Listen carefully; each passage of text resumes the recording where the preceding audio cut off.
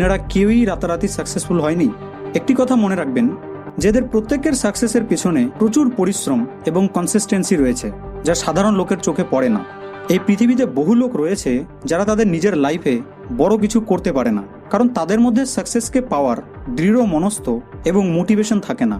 হয়তো আপনিও এই জিনিসটি লক্ষ্য করে দেখেছেন যে যখন আপনি কোনো মোটিভেশনাল ভিডিও দেখেন, তখন আপনার মধ্যে প্রচুর মাত্রায় পজিটিভিটি চলে আসে, আপনার কনফিডেন্স লেভেল পুরো হাই হয়ে যায়। মনে হয় যে এবার তো আমি সত্যিই পৃথিবীকে জয় করেই ছাড়বো, সারা পৃথিবীকে জয় করে নেব, তাই না? কিন্তু যতই ধীরে ধীরে সময় পার হয়, ততই কনফিডেন্স লেভেল লো হতে থাকে। একদিন পর সারা পৃথিবীকে জয় করব এই ধরনের ভাবনা রাখা লোক বলে, সারা পৃথিবীকে তো পারবো না, কিন্তু হ্যাঁ, সম্পূর্ণ রাজ্যকে তো অবশ্যই জয় করতে পারবো। তারপর আরও একদিন পর তার ব্রেন তাকে বলে, ভাই তুই ছাড়, তোর দ্বারা হবে না, তুই যেমন আছিস তেমনই থাক। তাহলে প্রশ্ন হলো এই যে আপনার এবং সেই সাকসেসফুল ব্যক্তির মধ্যে